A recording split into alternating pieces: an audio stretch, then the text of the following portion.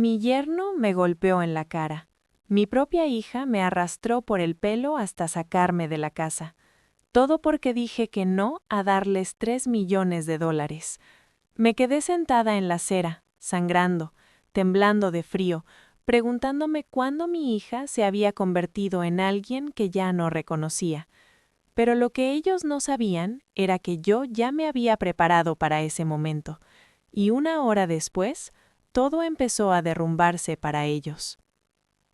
Me mudé a vivir con mi hija April la semana después de cumplir 71 años, no porque no pudiera vivir sola, no porque necesitara ayuda para subir escaleras o recordar nombres, sino porque ella dijo que me extrañaba, que quería tenerme más cerca, que incluso su marido Russell estaba de acuerdo. En ese momento pensé que era amor. No me di cuenta de que era estrategia. Su casa estaba en una calle tranquila cerca de Des Moines, con un porche amplio y un columpio blanco que nunca se usaba. April había decorado el cuarto de invitados en tonos lila y marfil, mis colores favoritos. Había sábanas nuevas en la cama y una foto enmarcada de nosotras en su graduación de secundaria sobre la mesita de noche. Recuerdo estar allí parada, con la maleta todavía en la mano, pensando, tal vez esto sea bueno, tal vez esto sane la distancia entre nosotras. No era que no tuviera otro lugar a donde ir. Tenía un pequeño apartamento a 2 pueblos de distancia. Trabajaba medio tiempo en la biblioteca pública, organizando los archivos históricos y dando talleres de genealogía. Ese trabajo significaba algo para mí. También lo significaban la tranquilidad de mi propia casa, mi pequeña cocina, mis aleros de cerámica en forma de búho. Pero April dijo que extrañaba las cenas conmigo. Dijo que quería que sus hijos escucharan mis historias. Yo le creí. La primera semana todo fue bien. Me preparaba té todas las noches antes de dormir. Russell preguntaba por mi antiguo trabajo. Los nietos se sentaban a mis pies mientras les contaba cómo nuestros antepasados vinieron de Gales. Me sentí casi tonta por haber dudado de ella. Luego, poco a poco, las cosas pequeñas empezaron a cambiar.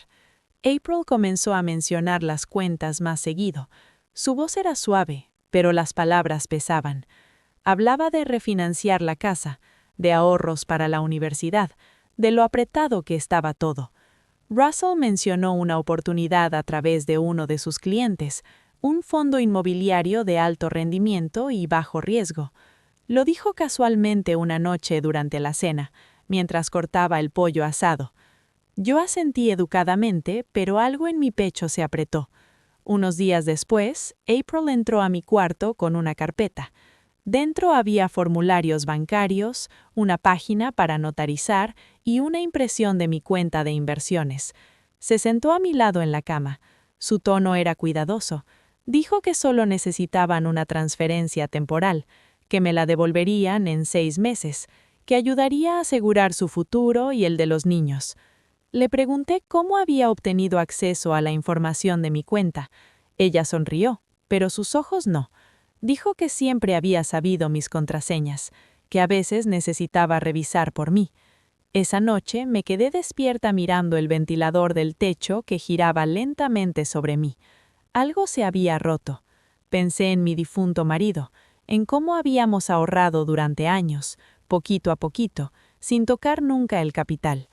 Pensé en la vez que le presté a April $2,000 para arreglar la transmisión del auto y nunca me los devolvió. Me di cuenta de que me había mudado a una casa donde el amor venía con condiciones. Para el final de la segunda semana, dejé de dejar la puerta de mi cuarto sin llave por las noches.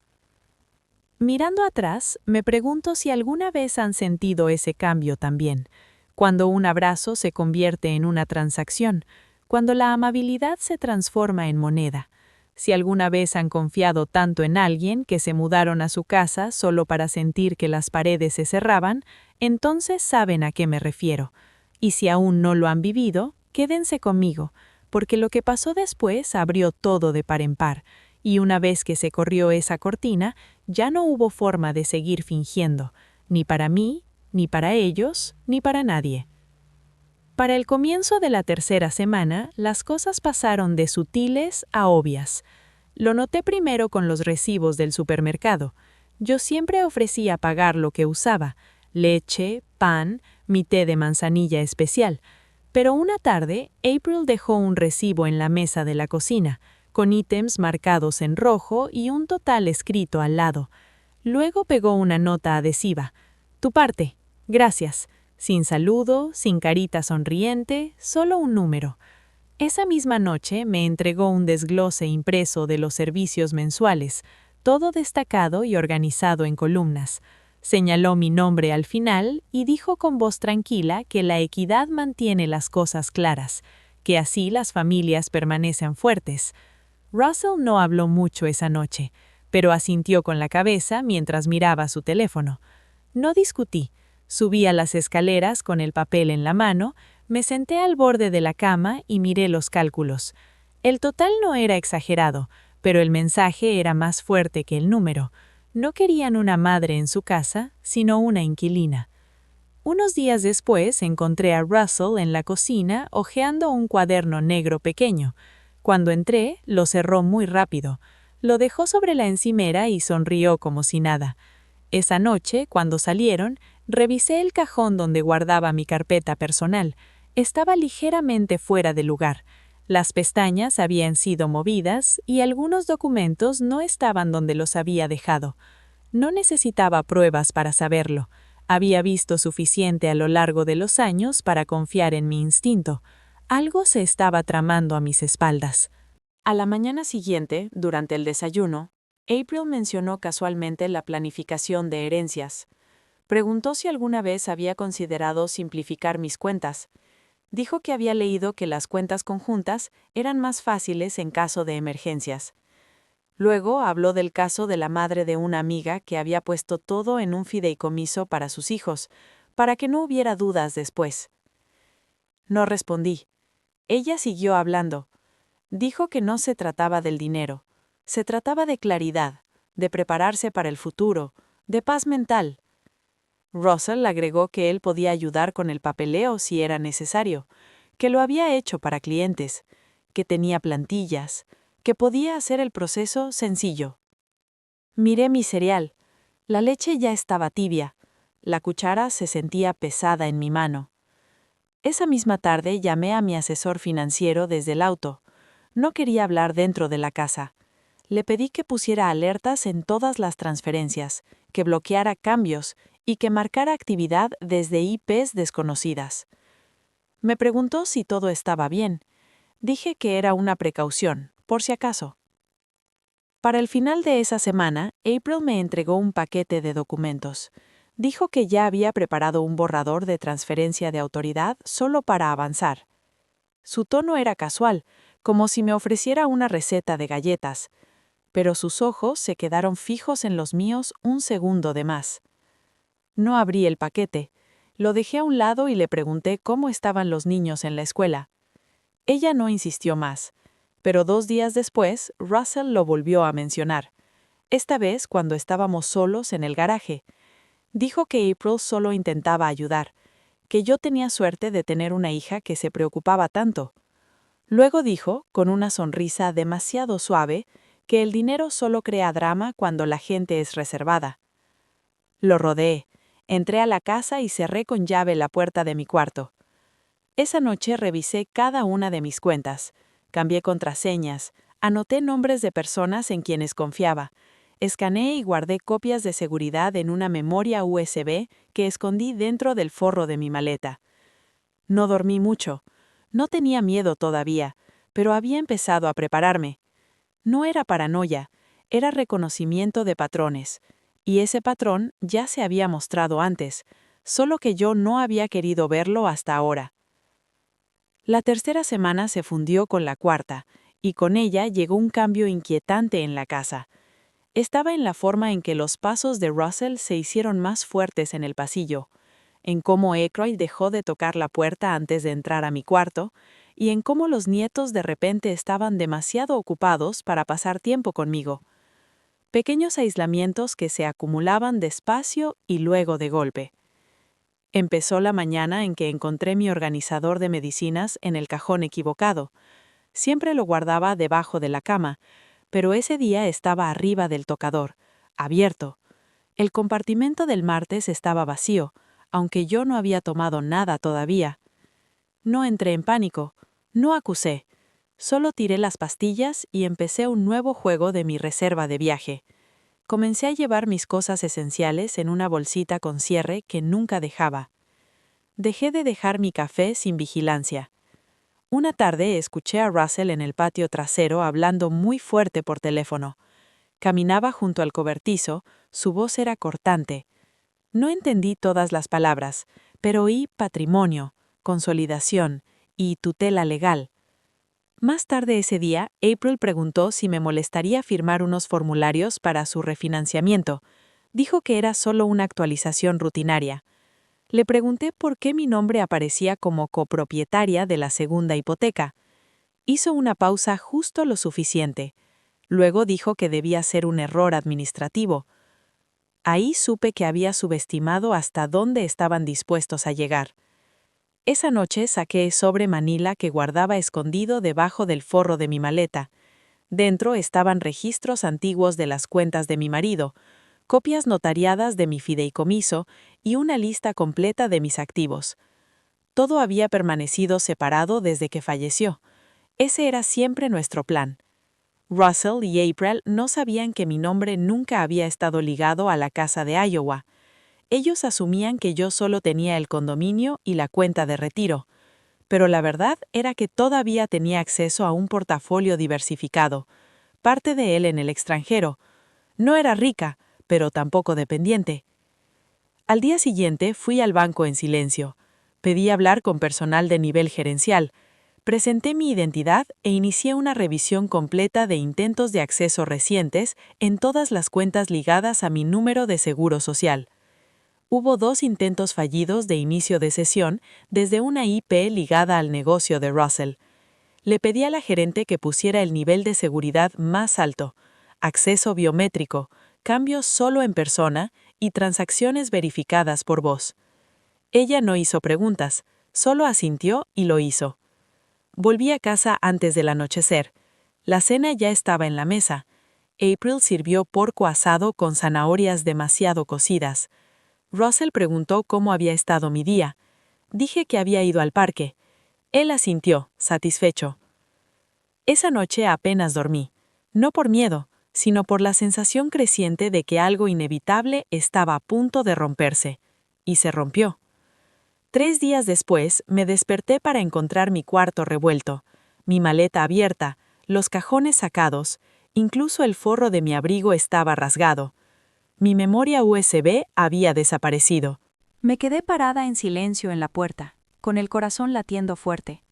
Luego bajé las escaleras. April estaba en la cocina. No levantó la vista. Russell estaba junto a la heladera, con los brazos cruzados.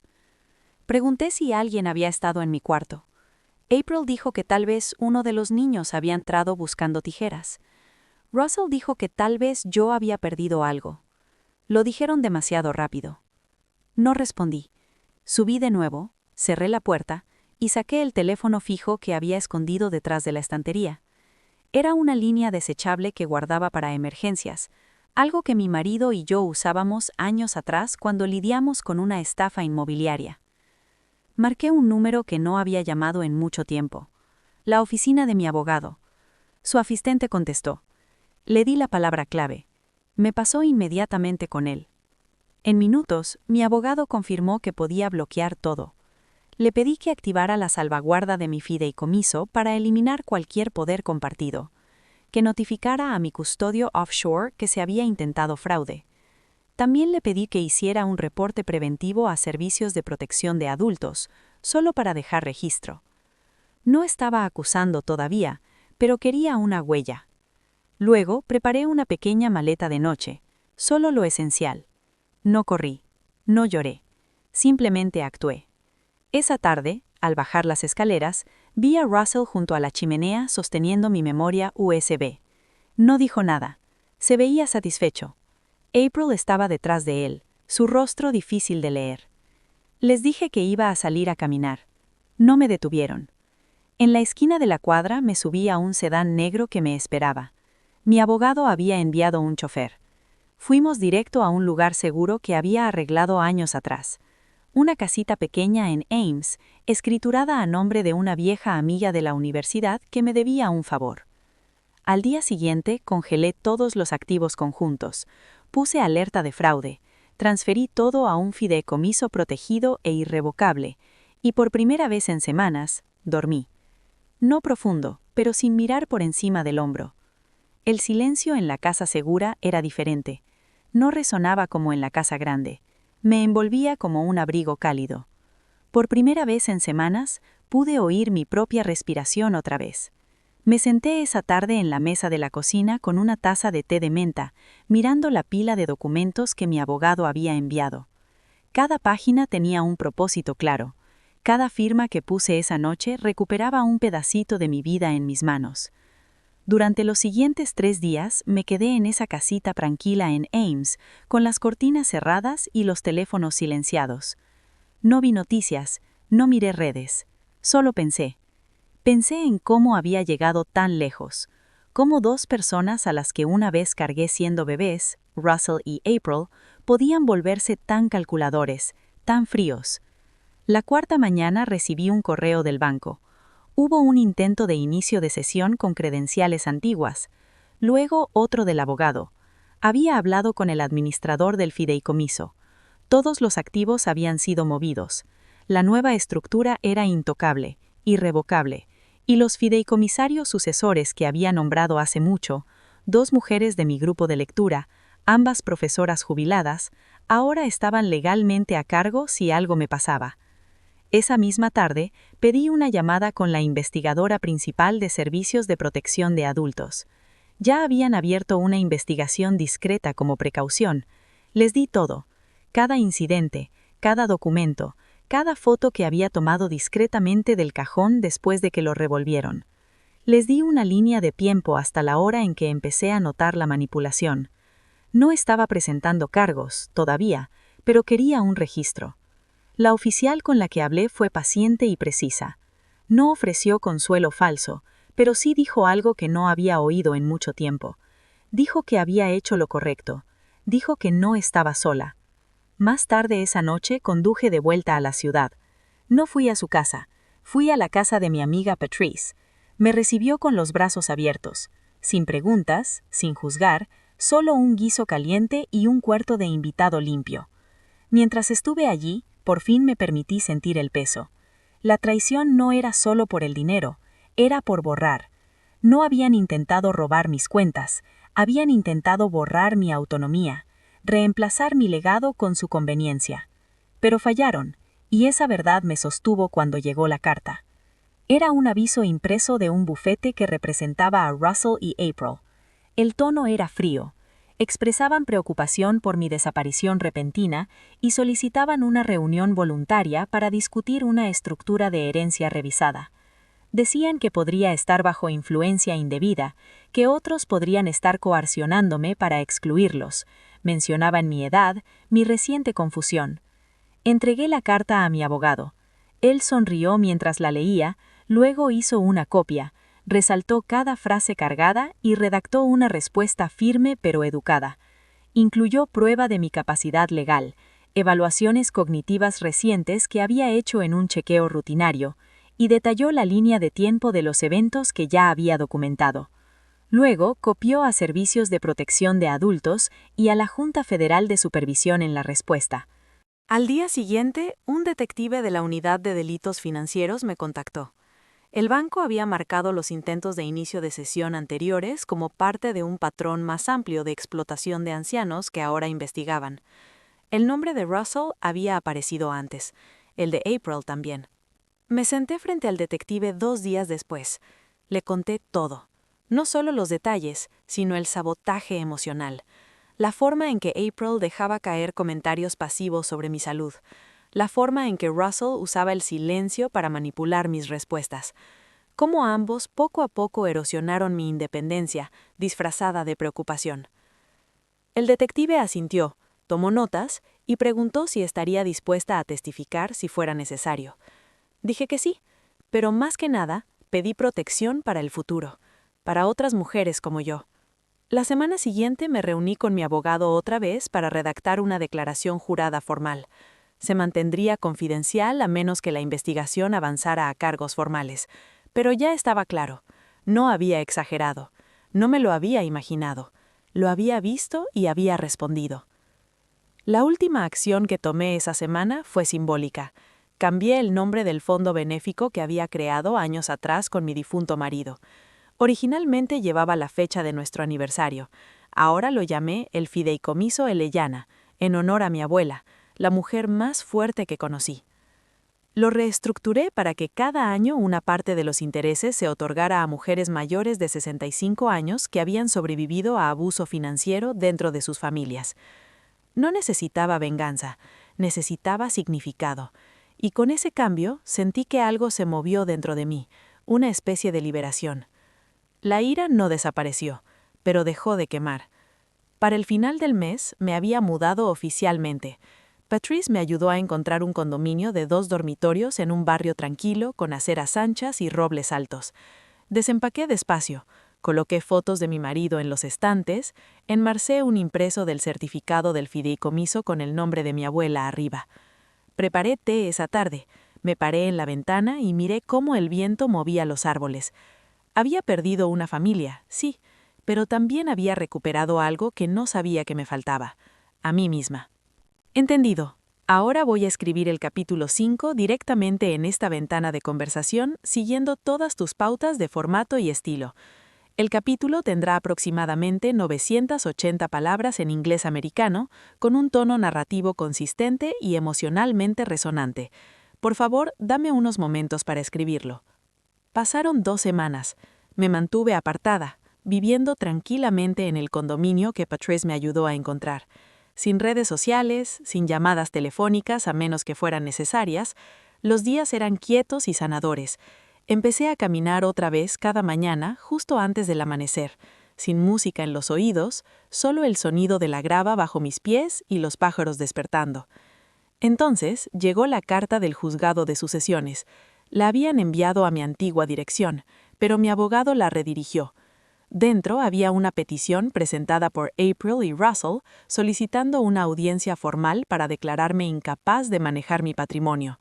Invocaban la ley de preocupación por ancianos, alegando que estaba mentalmente comprometida y que estaba siendo aislada por terceros para beneficio financiero. La ironía habría sido divertida si no fuera tan cruel. Adjuntas había declaraciones juradas firmadas por 2 de sus amigos, personas que apenas había conocido 1 o 2 veces. Hablaban de mi confusión, de mi supuesta olvidadiza y de un incidente en una barbacoa familiar donde supuestamente pregunté lo mismo 3 veces. Era risible, pero estaba presentado en corte, y eso significaba que ahora era registro público. Me reuní con mi abogado otra vez. No se inmutó. Lo había esperado. Expuso un plan, limpio y calmado, como siempre.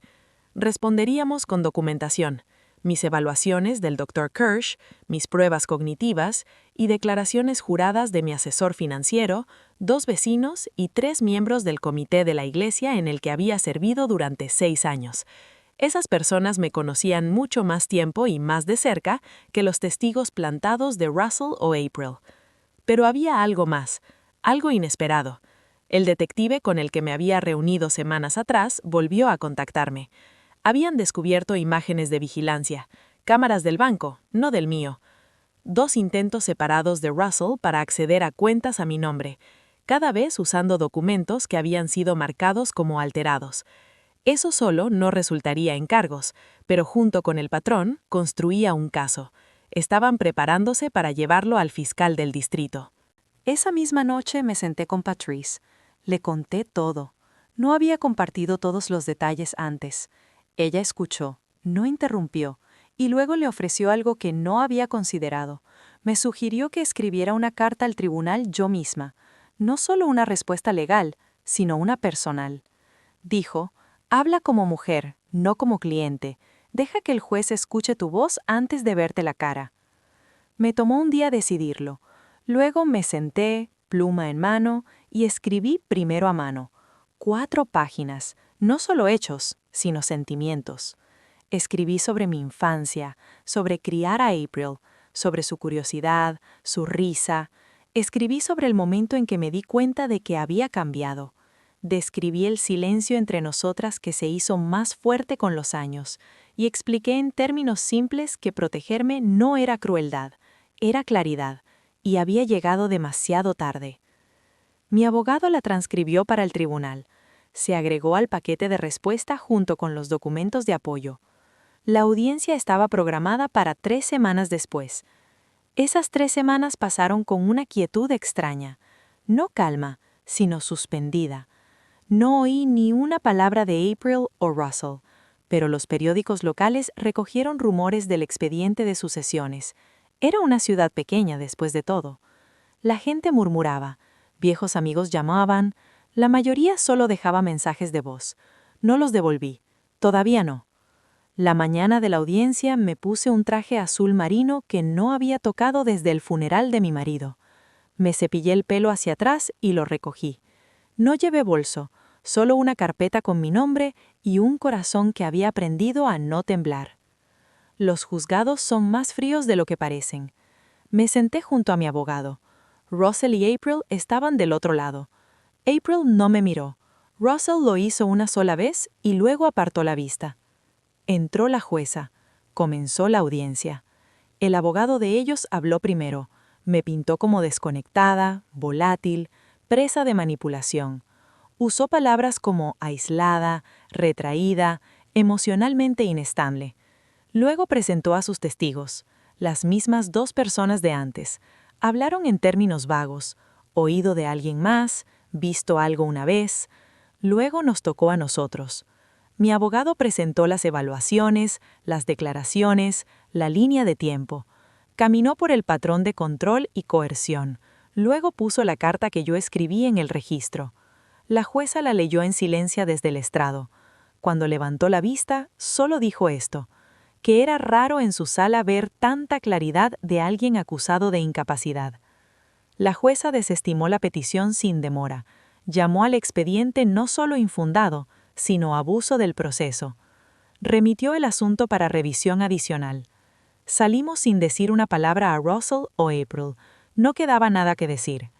En casa preparé té y me senté en el balcón por primera vez. El cielo era amplio, dorado pálido. El aire olía a lluvia. Más tarde esa noche recibí un correo de un pequeño grupo de defensa de mujeres. Alguien en el tribunal había pasado mi carta. Preguntaban si estaría dispuesta a hablar en un foro próximo, no sobre el caso legal, sino sobre resiliencia, sobre recuperar su identidad, sobre sobrevivir traiciones silenciosas. Cerré la laptop.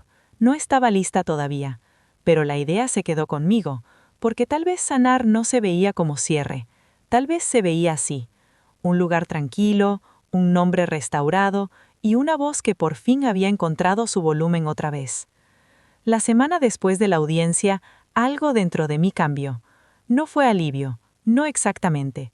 Fue algo más silencioso, más vacío, como estar en una casa que han vaciado.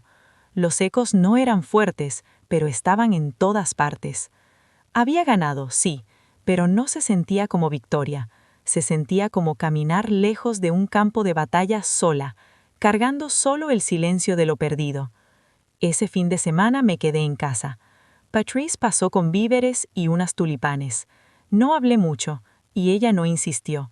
Solo se sentó a mi lado mientras regaba las plantas y limpiaba los cajones de la cocina. Fue la primera vez que realmente noté cuán quietas se habían vuelto mis manos, sin temblor, sin tensión, solo una lentitud firme, como si algo finalmente se estuviese asentando. Esa noche me senté en la mesita por la ventana y abrí la caja de almacenaje que había traído de la casa vieja. Dentro había fotos, diarios y la carpeta de liedro que guardaba todas las viejas cartas que Russell me envió en la universidad. Su letra infantil, sus bromitas, las promesas que solía hacerme de cuidarme cuando fuera vieja. Miré una carta por mucho tiempo, luego la dejé a un lado, en silencio. Saqué mi propio diario, no el de listas o contraseñas, sino el sin líneas, el que no había escrito desde el año después de que mi marido falleció. Pasé a una página nueva y escribí una línea. Todavía estoy aquí. No estaba segura de qué quería decir exactamente, pero las palabras se sentían reales, firmes. 3 días después me reuní con mi abogado otra vez. No porque tuviera que, sino porque quería hablar de los próximos pasos, no legales, personales. Mencionó el fideicomiso, el fondo Elena y cómo la primera ronda de subvenciones podría liberarse en 6 meses. Dijo que las solicitudes ya estaban llegando, mujeres de todas las edades con historias de pérdida, de supervivencia, de reinvención silenciosa. Luego me miró y preguntó si quería permanecer anónima. Pensé en eso por mucho tiempo. Pensé en lo que significaba ser visible, tener tu nombre ligado a algo a lo que otras podrían aferrarse algún día en su hora más oscura. Levantarme, no a pesar de lo que pasó, sino por eso. Le dije que no, quería mi nombre en él. Esa tarde salí a caminar por el barrio. Pasé por un parque con bancos pintados de azul pálido y niños corriendo en círculos. Me senté un momento, dejando que la luz tardía golpeara mi cara, y pensé en April, no con ira, ni siquiera con decepción, solo quietud. Ella había tomado su decisión, Russell también, y ahora yo había tomado la mía. Pero esta vez no era reactiva. No se trataba de proteger lo que tenía, se trataba de elegir en qué quería convertirme. En casa preparé té. Luego abrí un documento en blanco en mi laptop. Por primera vez en años empecé a escribir mi historia. No como caso, no como artículo, sino como una vida completa, imperfecta, silenciosa. La mía. Empezó con la línea que había escrito en mi diario. Todavía estoy aquí. Y de allí las palabras salieron como agua. 3 semanas después de decidir hacer público mi nombre en el fondo Elena, llegó una carta de la oficina de un investigador federal. Estaba dirigida a mí directamente, no a través de mi abogado, no por canal legal, firmada a mano, letra ordenada, sin burocracia, solo una frase tranquila al final. Estaban reabriendo la investigación sobre Russell. Mis dedos no temblaron cuando dejé la carta. No sentí miedo, solo una opresión en el pecho que me decía que el pasado no había terminado conmigo todavía.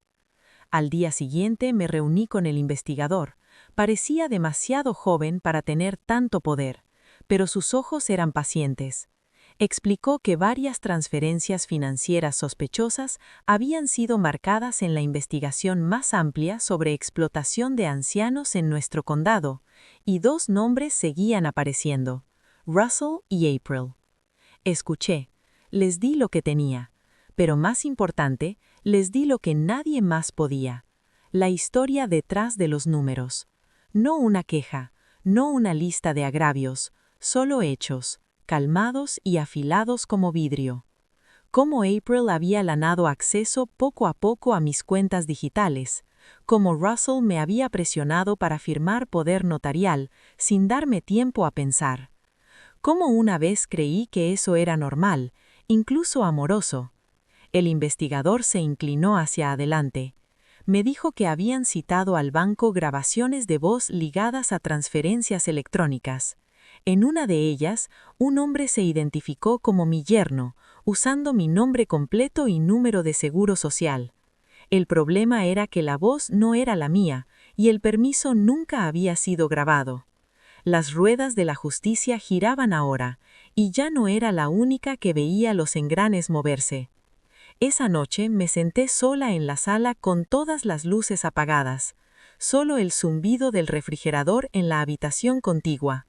No lloré, no temblé, pero lo sentí, ese zumbido bajo de ajuste de cuentas. No sabía a venganza, sabía a gravedad. 2 días después, Patrice pasó. Trajo una carpeta gruesa con informes y recomendaciones del consejo que habíamos formado discretamente para el fondo Elena. Querían expandirse, más solicitantes, más alcance. una alianza con un programa universitario que entrenaba a mujeres en alfabetismo digital y finanzas. Miré la propuesta y me detuve en un párrafo al final. Una serie de charlas, mujeres mayores de 60 años compartiendo historias reales de reconstrucción, batallas silenciosas y triunfos callados. Me habían puesto a mí con lápiz. No dije sí, no dije no. Esa noche me senté en el balcón otra vez. El aire estaba cargado de calor de verano temprano. Una sirena pasó 2 calles más allá. No me sobresalté. Pensé en lo que significaba hablar, no susurrar, no escribir en diario. Hablar. Y no solo por mí, sino por las cientos de mujeres que había leído en las primeras solicitudes del fondo. Historias llenas de incredulidad, gaslighting, borrado financiero, traición disfrazada de cuidado. Mi historia no era rara, esa era la parte más dura. Era común, silenciosa, ordinaria. Ese silencio necesitaba romperse. Así que acepté. Me presenté en la primera de las pequeñas reuniones 2 semanas después. Un espacio comunitario modesto en el sótano de la biblioteca local. Sillas plegables, café y vasos de papel, sin micrófonos. Les conté la verdad, no todo, solo lo suficiente.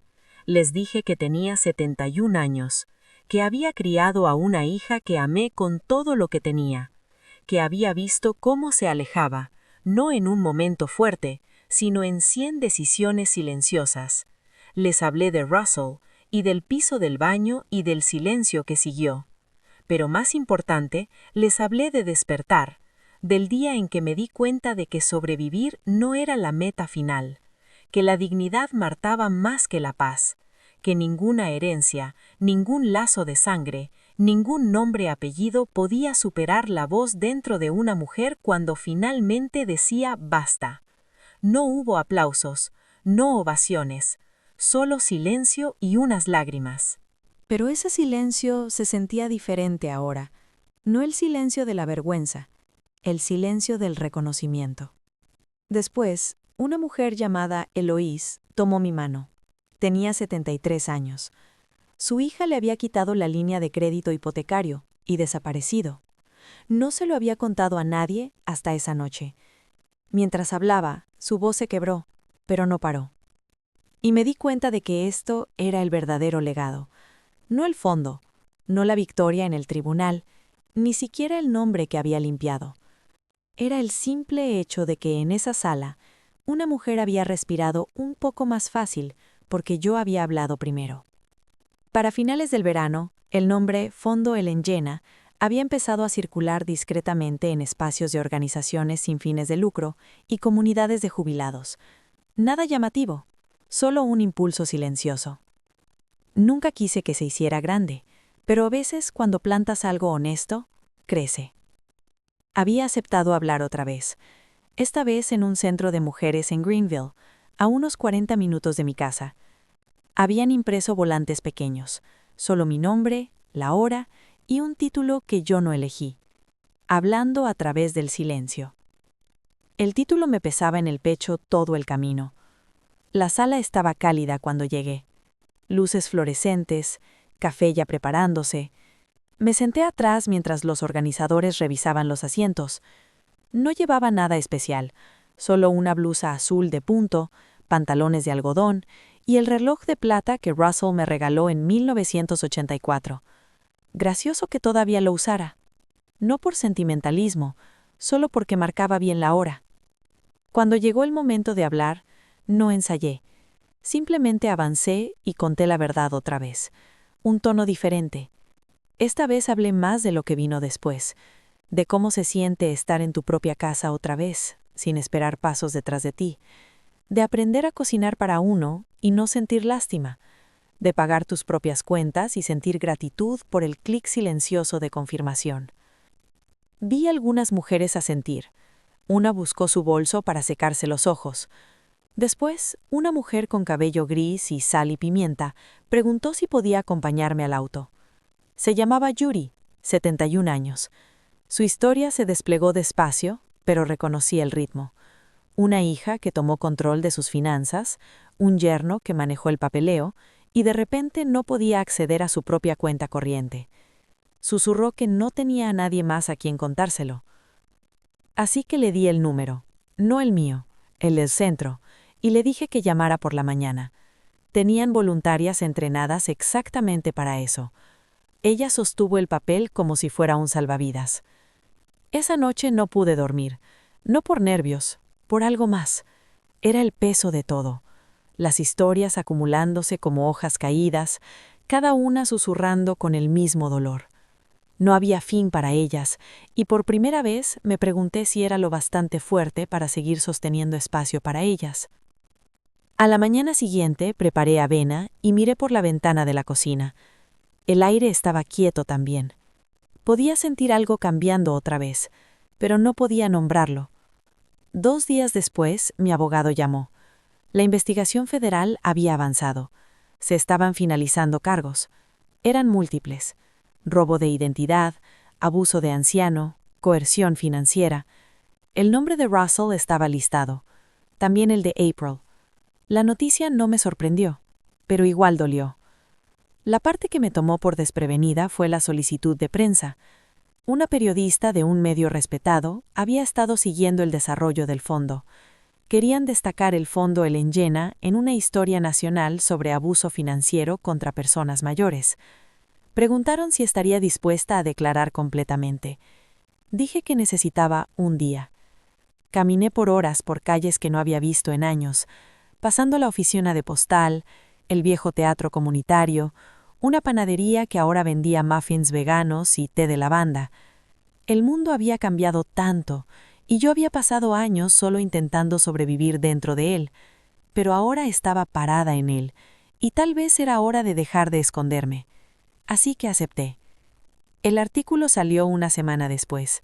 Mi nombre, mi cara, una foto mía parada frente a la biblioteca después de una de las charlas, la luz del sol atrapando el borde de mi cabello. El titular era simple: ella habló.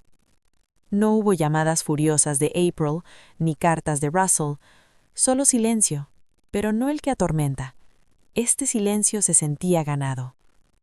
La semana siguiente pasó algo inesperado. Una joven de una universidad local me contactó. Estaba estudiando liderazgo en organizaciones sin fines de lucro y quería hacer pasantía con el fondo Ellen Jenna. Dijo que su abuela había sido una de las primeras mujeres en solicitarla sola, y lloró al leer la carta de aceptación. Que dijo que quería ayudar a otras mujeres a sentir esa sensación. Le dije que sí, no solo porque necesitábamos ayuda, sino porque vi algo en ella, una continuidad, prueba de que lo que estábamos construyendo no era sobre mí, era más grande.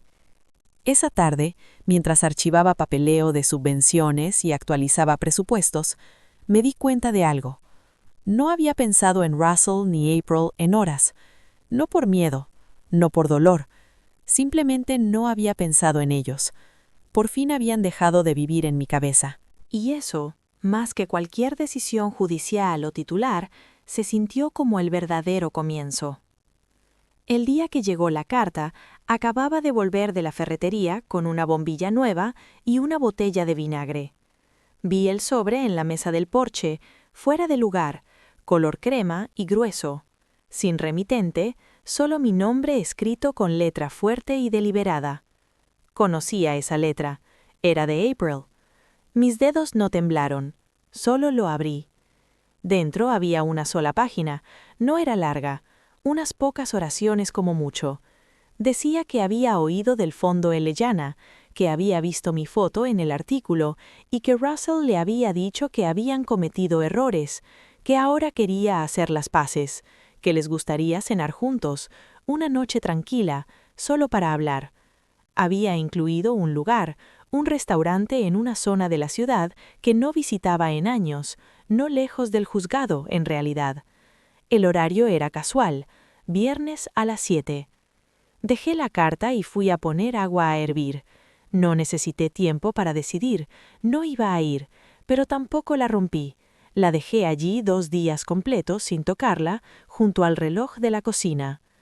Supongo que quería entender por qué ya no estaba enojada, ¿Por qué la invitación no dolía? ¿Por qué el silencio dentro de mí se sentía tan firme? Para el viernes por la tarde había olvidado la carta por completo. No fue hasta que el sol empezó a bajar y vi la luz afuera cambiar a ese tono dorado extraño que recordé, las 7. Y luego, a las 7:30, mi teléfono sonó. Número desconocido. Lo dejé ir al buzón. Luego sonó otra vez, y otra. Finalmente contesté. Era una enfermera de la sala de emergencias. April había sido ingresada con dolores de pecho, leves, pero suficientes para hacer estudios. Habían encontrado mi número listado como familiar más cercano. Ella había escrito mi nombre. Me senté al borde de la cama, teléfono pegado a la oreja. Podía oír voces de fondo, máquinas pitando, y por un momento el aire alrededor se encogió. Pregunté a la enfermera si estaba estable. Dijo que sí. Luego hizo una pausa. Dijo que April había pedido por mí, que estaba sola. No respondí de inmediato. Miré mis manos, las venas, la piel, las marcas del tiempo que antes no estaban. Pensé en la mujer que me había arrastrado por el pelo, que me había cerrado la puerta en la cara, que me había hecho sentir invisible en mi propia casa. Y luego pensé en la niña pequeña que se dormía en mi pecho todos los domingos después de iglesia, que lloraba cuando perdió su elefante de peluche, que me trenzaba el pelo con sus deditos y susurraba que olía a lavanda y papel.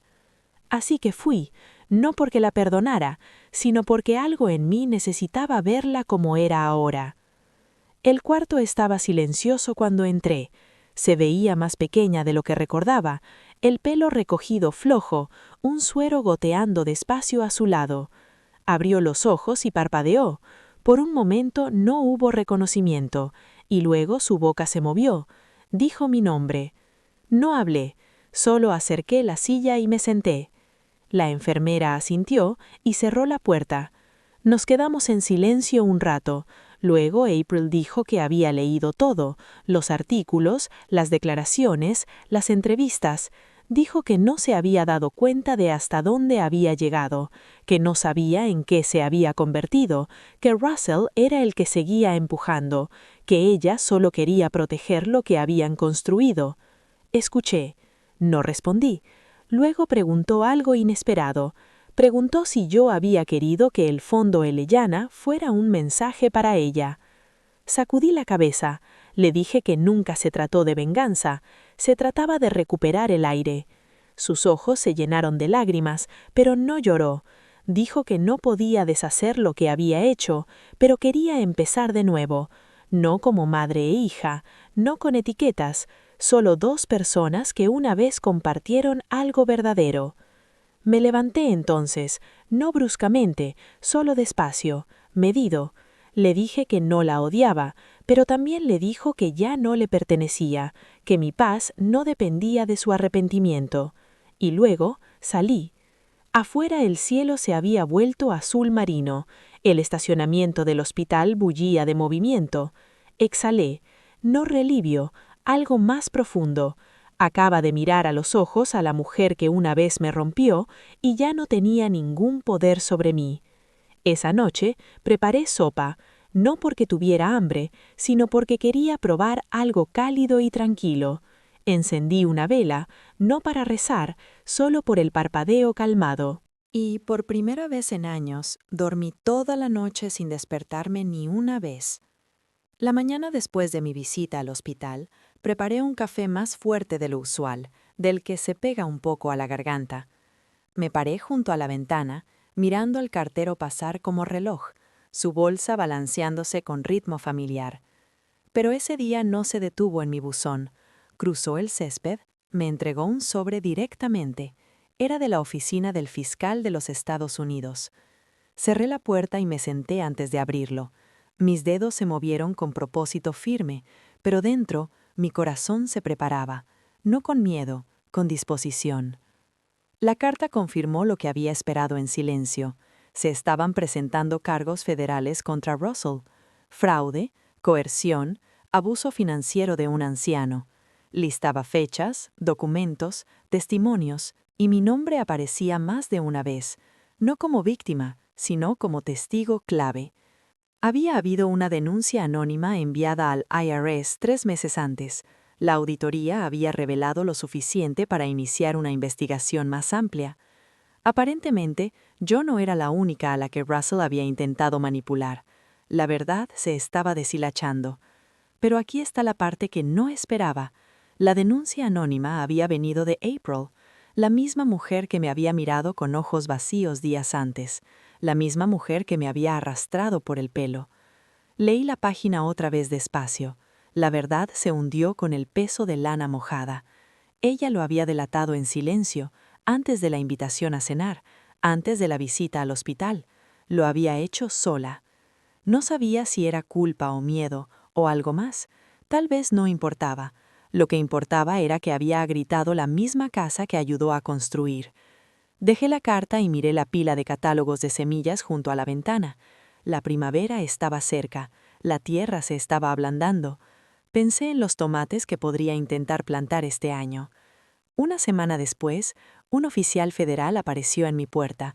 Vestía de civil, pero la placa en su billetera era real. Dijo que mi testimonio ayudaría a acelerar el caso. Dijo que Russell ya había sido abordado para interrogatorio, que su tono había cambiado en el momento en que se dio cuenta de que April había cooperado.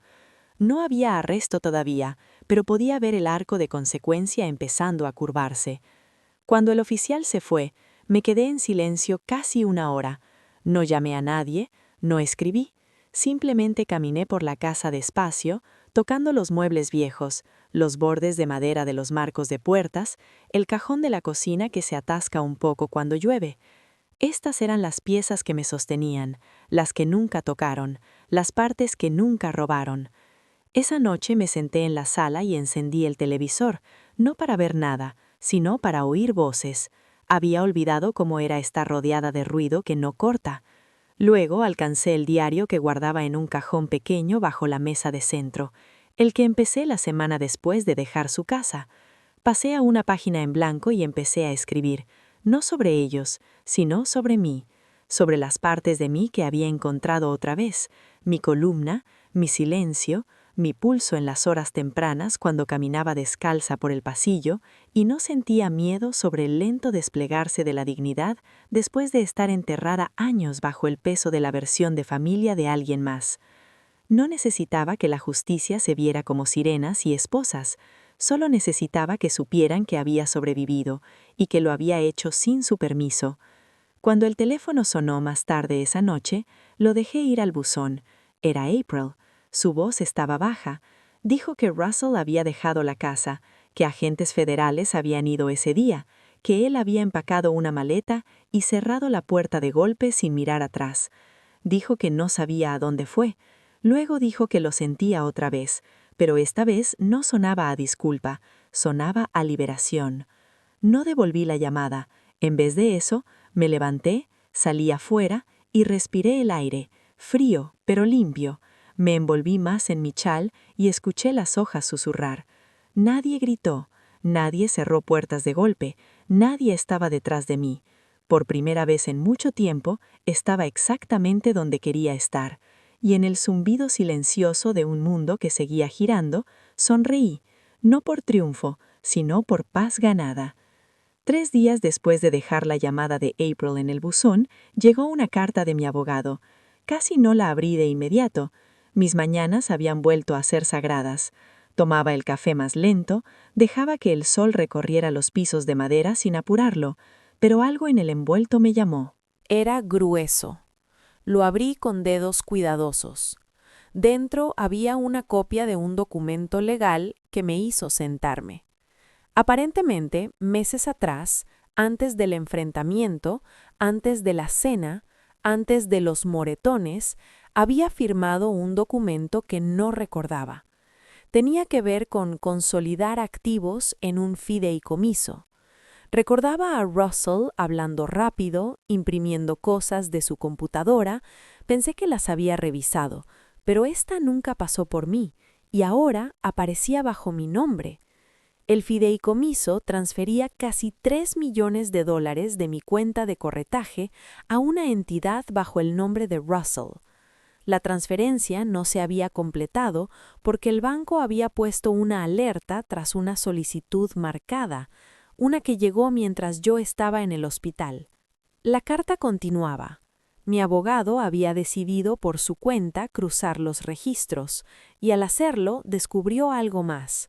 El nombre de April había sido agregado al fideicomiso, pero solo condicionalmente. Se activaría ante mi declaración oficial de incapacidad. Sostuve el papel en las manos y sentí el frío asentarse en mí. Mi propia hija se había sentado a una mesa y firmado documentos, asumiendo que un día perdería la capacidad de hablar por mí misma. Había construido un futuro basado en mi ausencia, y Russell había guiado la pluma. Pero esa no era la peor parte. La carta del abogado terminaba con una sola frase escrita a mano. Dijo que tenía una corazonada, así que había cruzado legalmente mi expediente médico con las fechas de preparación del fideicomiso. Las fechas coincidían con mi caída, la caída que yo había asumido accidente, el moretón en el cuello, el mareo, la medicación que nunca recordé tomar. No era difícil conectar los puntos. Habían intentado incapacitarme, silenciosa, lentamente, legalmente. Habían anticipado resistencia, pero no supervivencia. Y ahora todo ese rastro de papel estaba en una carpeta manila en la oficina del abogado, bajo llave, con un registro con sello de tiempo que hacía imposible argumentar ignorancia. Salí después de leer la carta. El viento era más fuerte de lo usual. No me molestó. Lo necesitaba. Necesitaba algo real que presionara contra mi piel. Me senté en los escalones traseros y bajé las mangas del suéter sobre mis manos. Pensé en todas las comidas que había cocinado en esa cocina para April cuando era joven.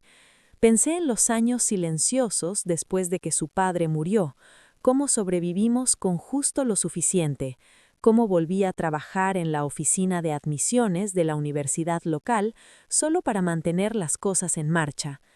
Ella nunca supo lo que renuncié. Ese era el punto. Nunca se suponía que lo supiera. Pero ahora, la mujer en que se había convertido no solo me había dado la espalda, había esperado a que yo desapareciera. Había firmado su nombre en ello.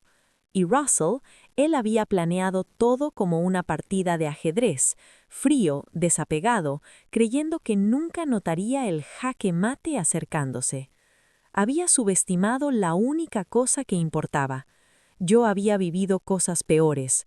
El capítulo de mi vida que incluía a April y Russell se estaba cerrando, pero no con un grito, no con drama de tribunal, solo una mujer en el porche trasero sosteniendo su café más fuerte, su pulso más firme y su dignidad completamente intacta. Porque sobrevivir no es ruidoso, es silencioso y poderoso y absoluto. Fue una mañana de jueves cuando entré al juzgado sola, sin maquillaje, sin joyas, sin prisa. Los documentos ya habían sido presentados. Mi abogado había manejado todo, pero vine de todos modos, para sentirlo, para pararme en el mármol frío y ver un capítulo de mi vida sellarse. La secretaria del tribunal levantó la vista, reconoció mi nombre y asintió en silencio. La anulación del fideicomiso fue aprobada en Chambers, los fondos congelados fueron devueltos, el poder notarial inválido fue anulado y mi nombre legal completo, sin mancha, fue reinstalado como la única autoridad en mi vida. No vino con aplausos, nadie vitoreó, pero algo profundo dentro de mí exhaló por primera vez en meses. Afuera me senté en el banco frente a las escaleras del juzgado. El sol se sentía más cálido que en semanas. Había traído un pequeño termo de té. Lo sorbí despacio, sintiendo el calor extenderse por mí, calmando, firme. Una mujer pasó, mayor que yo, con un perrito pequeño en un cochecito. Nuestras miradas se cruzaron brevemente, le di un suave asentimiento y por un segundo sentí que ella sabía, no toda la historia, solo el peso de sobrevivir algo y seguir en pie. Cuando llegué a casa, no entré directo. Caminé al lado de la casa y me paré en el banco de macetas viejo. Mis manos picaban por estar en la tierra, por presionar algo vivo de vuelta en el suelo. Esa tarde planté 3 bandejas de pensamientos, morados y blancos. Cositas resistentes. No parecen gran cosa al principio, pero aguantan la helada. Vuelven incluso después de que el frío intente borrarlas. Una semana después, Russell llamó. Lo dejé sonar. Dejó un mensaje de voz. Su voz estaba más baja de lo usual. Dijo que lo sentía. Dijo que April quería hablar. Dijo que habían cometido errores. Lo borré. Unos días después llegó un sobre, sin remitente, solo mi nombre. Dentro había una foto. April, más joven, sosteniendo a su hija, sonriendo. Los bordes estaban gastados. La sostuve un momento. No lloré, pero tampoco la tiré. La puse en el cajón de mi escritorio, el que no abro seguido, el que guarda las cosas que importan, pero ya no me definen. Ya no estoy enojada. No exactamente. Hay un silencio ahora, un tipo diferente de quietud. No ausencia, más bien claridad. Como una habitación que finalmente han limpiado de ecos que ya no pertenecen. Y he encontrado algo en ese silencio. Paz. No la que viene de la justicia, sino la que viene de saber que me elegí a mí misma, que recuperé mi aliento, mi voz, mi lugar. Ya no vivo en reacción a lo que hicieron, vivo en respuesta a quien me he convertido. Si esta historia te recordó a alguien que una vez intentó silenciar tu valor, espero que sepas que nunca es demasiado tarde para recuperar tu voz. ¿Alguna vez te alejaste de alguien a quien amabas para proteger la parte de ti que seguían intentando borrar? Tu historia también importa.